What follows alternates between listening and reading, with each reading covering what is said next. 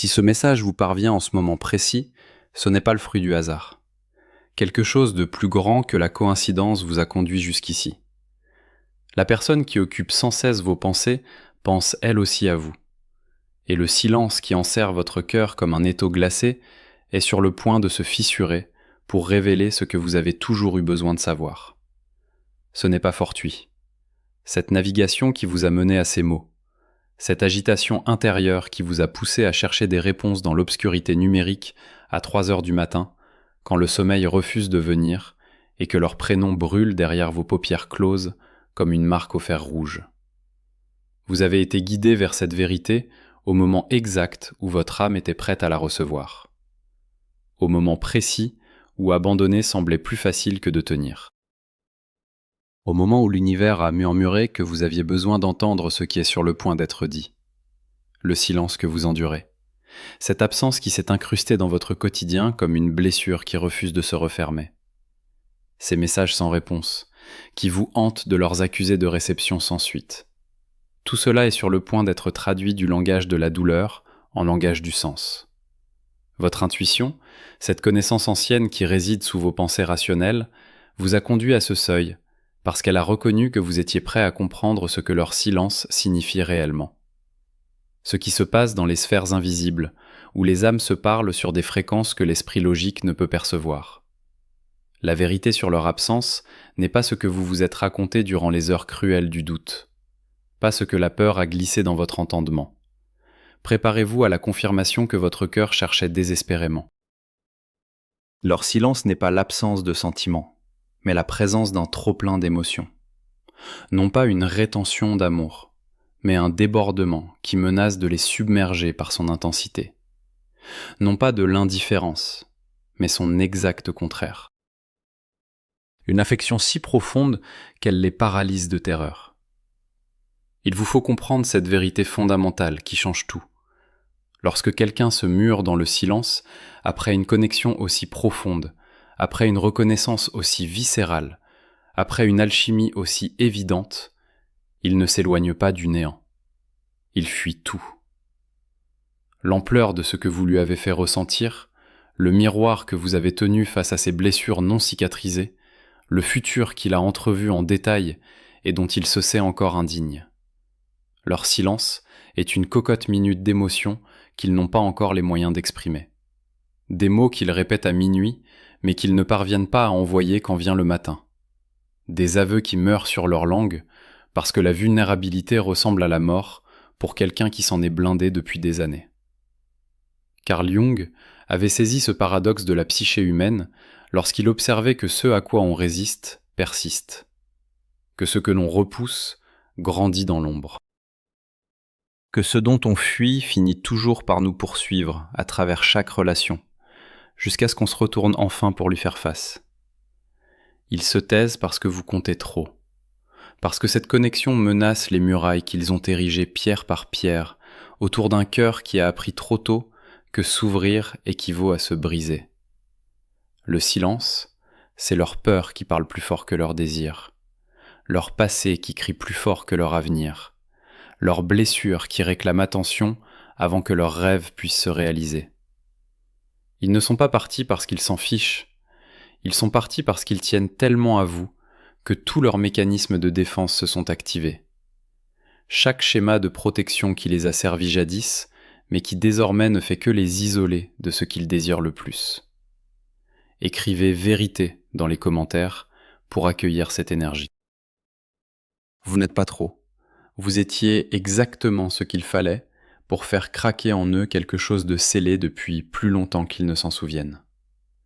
Et cette fissure ressemble à une fracture, à une agonie, à une perte de contrôle sur le récit qu'ils se font d'eux-mêmes et de ce qu'ils méritent. Ils se réveillent à 3 heures du matin avec votre prénom sur les lèvres, saisissent leur téléphone dans l'obscurité, parcourent des anciens messages qu'ils connaissent par cœur, et leur pouce tremble au-dessus de votre contact avant de reposer l'appareil, avec des mains qui vibrent de l'effort de se retenir. Ils vivent dans une sorte d'enfer que seuls ceux qui fuient leurs émotions connaissent. La torture de vouloir désespérément quelqu'un, tout en étant convaincu qu'on va tout gâcher. la souffrance de manquer à quelqu'un tout en croyant que la distance est la chose la plus douce qu'on puisse lui offrir.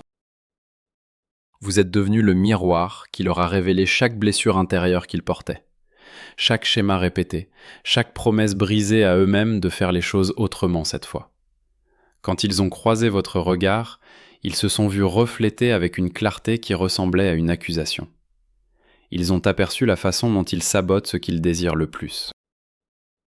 Ils ont discerné en eux l'enfant apeuré qui a appris que l'amour est synonyme de perte et qui n'a cessé depuis de confirmer cette équation.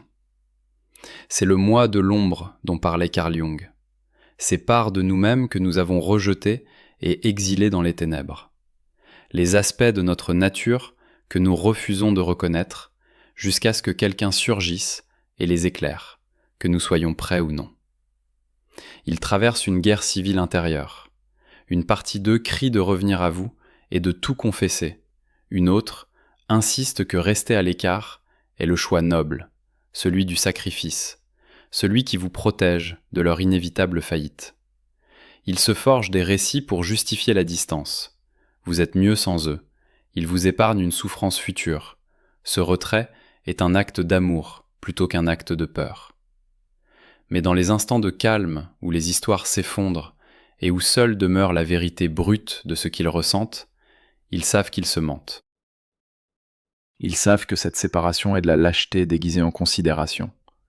Ils savent que chaque jour passé loin de vous est une trahison envers la connexion que leur âme a reconnue à l'instant où elle a rencontré la vôtre. Ils ont peur de leur propre capacité à vous aimer, peur de la profondeur qu'ils ressentent, alors qu'ils n'avaient jamais eu l'intention de rien ressentir du tout. Vous n'êtes pas quelconque à leurs yeux, pas simplement une personne parmi d'autres qu'ils pourraient prendre ou laisser, pas un lien superficiel qui s'effacerait avec le temps. Vous êtes la personne qui a glissé derrière chaque défense qu'ils croyaient impénétrable, qui a parlé une langue que leur âme comprenait avant même que leur esprit puisse la traduire, qui les a regardés et a vu non le masque qu'ils présentent au monde, mais la vérité qu'ils dissimulent dessous. Il y a eu un moment, peut-être que vous ne l'avez pas même remarqué, où une reconnaissance a traversé l'espace entre vous, où quelque chose d'ancien et de conscient a chuchoté que ce n'était pas la première fois que vos âmes se retrouvaient. Jung décrivait ce phénomène comme la réaction chimique qui survient quand deux psychés se rencontrent au niveau de l'inconscient, quand projection et réalité se fondent en quelque chose qui ressemble à la destinée, quand l'autre devient le miroir de tout ce que nous cherchions en nous-mêmes. Vous les avez ébranlés jusqu'au tréfonds, non pas parce que vous l'avez cherché, mais parce que votre seule présence a suffi à bouleverser l'équilibre fragile qu'ils avaient atteint dans leur isolement émotionnel. Vous représentiez la possibilité dans une existence qu'ils avaient résignée aux limites. Vous les avez fait se sentir vivants, là où ils s'étaient laissés engourdir. Ils ont rencontré des gens avant, vécu des relations avant, éprouvé de l'attirance avant. Mais ce qui s'est passé lorsqu'ils vous ont croisés était différent d'une manière qu'ils ne savent pas nommer. Différent d'une façon qui les terrifie, précisément parce que cela compte immensément. Vous avez touché quelque chose en eux qu'aucun autre n'avait atteint. Éveillé une corde qui résonne encore longtemps après que la musique s'est tue. Planté une graine dans une terre qu'ils croyaient stérile. Et à présent, ils la sentent pousser en eux, qu'ils l'entretiennent ou non. C'est pourquoi ils ne peuvent pas simplement tourner la page, ni vous remplacer par quelqu'un de plus simple ou moins complexe, ni se convaincre que ce qu'ils ont ressenti n'était pas réel. Vous êtes la personne qui leur a montré ce que l'amour pourrait être, s'ils avaient le courage de le recevoir. Ce que pourrait ressembler une relation s'ils étaient suffisamment guéris pour la porter, ce que leur vie pourrait devenir s'ils cessaient de fuir leur propre cœur.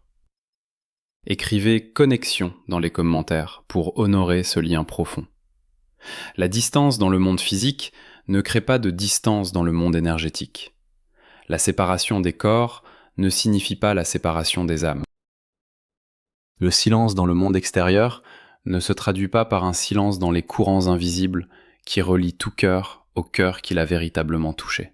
Vous devez comprendre que vous et cette personne existez simultanément sur plusieurs niveaux, que si vos téléphones ne se connectent plus et que vos corps occupent des espaces distincts, vos champs énergétiques restent entrelacés, continuent de communiquer, de s'influencer mutuellement d'une façon qui transcende le plan matériel. Ils vous ressentent même en votre absence, perçoivent votre présence dans les instants de silence, portent votre essence dans leur conscience, qu'ils l'admettent ou non. Quand vous pensez à eux avec intensité, ils ressentent une attirance qu'ils ne s'expliquent pas, une chaleur soudaine, un frisson de reconnaissance qui leur fait interrompre une phrase pour se demander pourquoi votre prénom vient de traverser leur esprit. Quand vous leur envoyez de l'amour à travers la distance, même en silence, même dans la méditation ou la prière ou le simple souhait de leur bien-être, cette énergie les atteint, atterrit dans leur espace intérieur. Elle crée des ondulations dans leur monde émotionnel qui se manifestent sous forme de douceur inattendue, de nostalgie soudaine, de rêves inexplicables où vous apparaissez et prononcez des vérités que leur esprit éveillé refuse d'entendre. C'est le domaine où opère le timing divin, où les contrats de l'âme sont honorés malgré la résistance humaine, où ce qui est censé être trouve son chemin vers l'existence par des voies que l'esprit logique ne peut percevoir. Le lien que vous partagez ne s'est pas éteint quand les messages ont cessé. Il ne s'est pas dissous quand ils ont mis de la distance physique. Il ne s'est pas brisé quand le silence a remplacé la conversation. Il est allé sous terre, s'est déplacé dans des eaux plus profondes, a continué son travail dans les espaces invisibles où la transformation s'opère lentement et sans annonce. La vérité énergétique est toujours plus réelle que l'apparence physique, toujours plus fiable que ce que les yeux voient ou que la raison peut mesurer. Le silence est le cocon avant le papillon, la matrice obscure avant la naissance, la saison de jachère avant que la terre ne donne ses fruits. Ils ne sont pas figés dans leur absence, pas gelés dans la même peur qui les a fait partir, pas demeurés inchangés pendant que les jours s'accumulent entre votre dernière conversation et la prochaine qui arrive. Quelque chose se passe dans le silence, une métamorphose qui ne peut être précipitée, forcée, ni observée de l'extérieur. Une révolution intérieure qui nécessite l'obscurité et la solitude pour s'accomplir. Ils sont décomposés jusqu'à leurs composantes essentielles, dépouillés des fausses croyances qu'ils portaient sur eux-mêmes, sur l'amour et sur leur capacité à entretenir quelque chose de réel. Chaque jour passé loin de vous est un jour où leur ancien moi meurt un peu plus. Un jour où la personne qui vous a fui leur devient moins reconnaissable.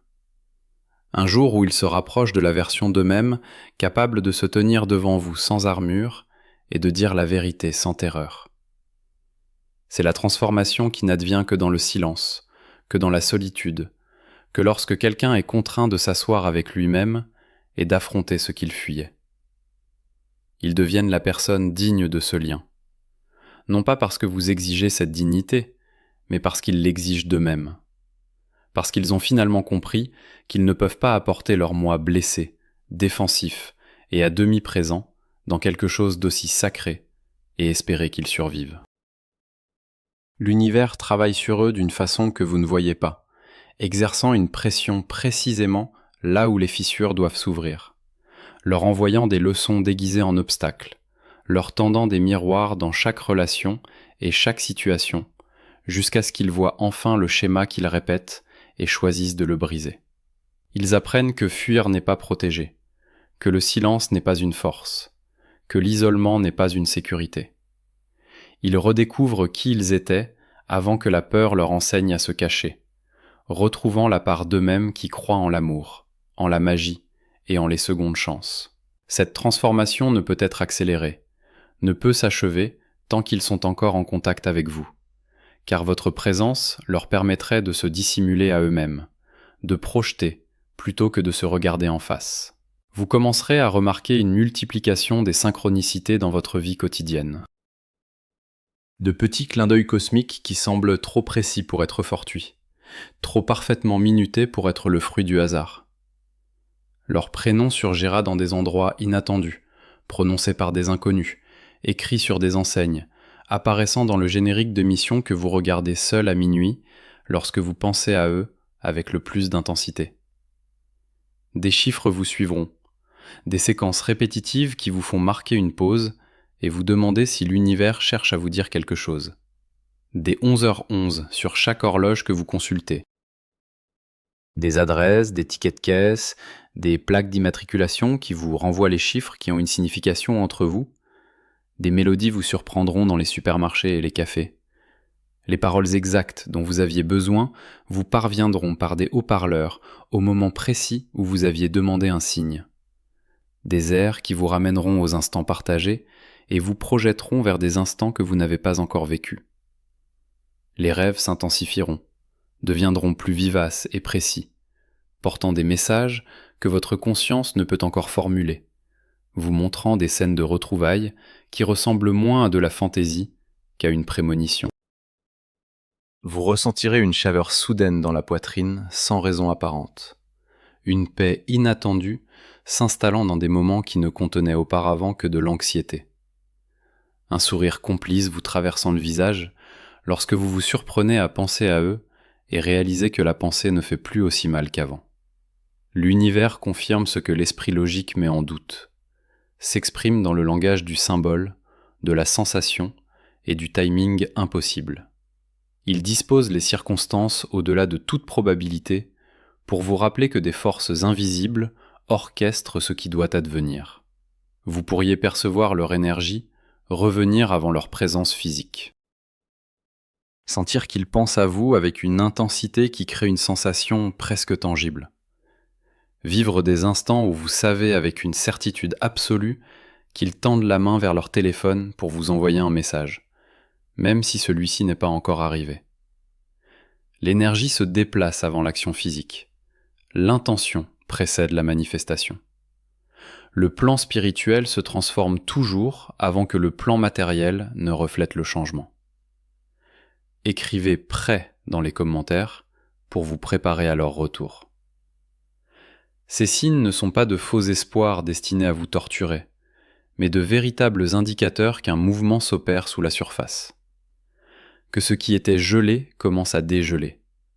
Que le retour se prépare dans les sphères invisibles avant de se manifester dans le visible. Quand ils reviendront enfin vers vous, cela ne ressemblera pas à ce que vous aviez imaginé durant toutes ces nuits où vous avez répété les retrouvailles dans votre esprit. Scénarisez la conversation. Préparez vos réponses à des excuses dont vous n'étiez pas sûr qu'elles arriveraient jamais. Ce sera soudain, vous prenant au dépourvu un mardi ordinaire lorsque vous aurez cessé de vérifier votre téléphone toutes les 5 minutes, apparaissant dans vos messages, ou à votre porte, ou sur votre chemin, quand vous aurez enfin arrêté d'attendre et commencé à vivre. Cela pourrait être brouillon et maladroit au début. Leurs mots se déverseront en désordre, leurs discours soigneusement préparés se dissolvant en confessions brutes, leur besoin de s'expliquer rivalisant avec leur besoin d'être simplement près de vous après tout ce temps. Ils ne reviendront pas désinvoltes, détachés ou maîtres d'eux-mêmes. Ils reviendront défaits, vulnérables, d'une manière que vous n'avez jamais été témoin, dépouillés du semblant qui leur avait permis de partir. Le retour portera le poids de tout ce qu'ils n'ont pas pu dire pendant leur absence. Toutes les prises de conscience qu'ils ont eues dans votre absence. Toutes les façons dont ils ont compris ce qu'ils avaient perdu, en choisissant la peur plutôt que l'amour, la distance plutôt que la difficulté, le silence plutôt que la vérité. Il y aura des larmes, peut-être les vôtres ou les leurs, ou les deux. La libération de la pression qui s'est accumulée pendant toutes ces semaines ou ces mois de séparation. Le fracas qui survient quand 2 personnes cessent de faire semblant de ne pas avoir besoin l'une de l'autre. Ils vous diront des choses que vous saviez déjà, mais que vous aviez besoin d'entendre prononcer à voix haute. Confesseront des peurs que vous aviez déjà pressenties. Admettront des schémas dont vous aviez déjà été témoin. Le moment sera accablant dans son intensité. Comme une tempête qui éclate enfin après une pression atmosphérique lourde. Comme le premier souffle après avoir été trop longtemps sous l'eau. Comme le retour chez soi dans un endroit dont on ne réalisait pas qu'on avait été exilé. Le retour n'effacera pas ce qui s'est passé pendant l'absence, ne prétendra pas que la douleur n'était pas réelle, mais il la recadrera comme une période de transformation nécessaire, le temps de séparation qui a permis à vous deux de devenir des personnes capables de soutenir ce que vous construisez ensemble. Quand ils se tiendront de nouveau devant vous, vous verrez la différence dans leurs yeux. Reconnaître la personne qui est partie et celle qui est revenue comme deux versions distinctes d'une même âme. Mais voici la vérité au cœur de tout.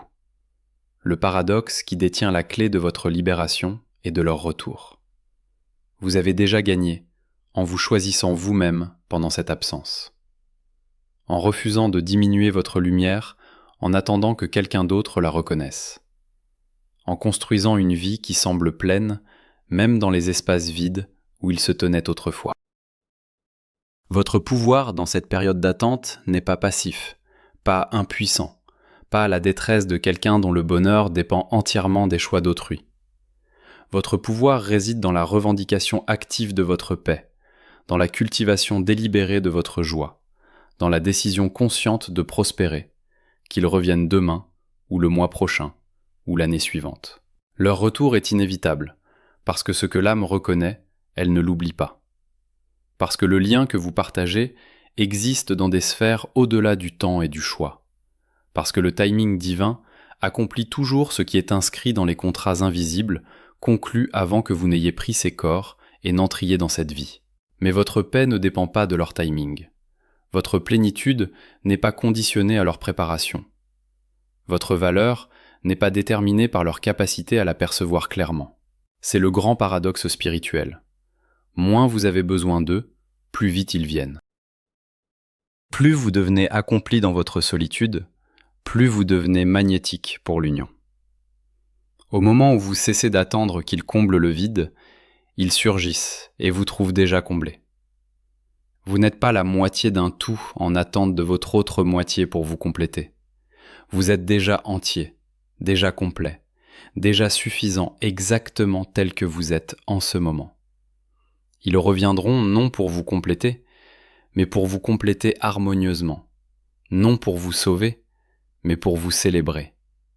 Non parce que vous avez besoin d'eux, mais parce que l'univers conspire à réunir ce qui s'appartient.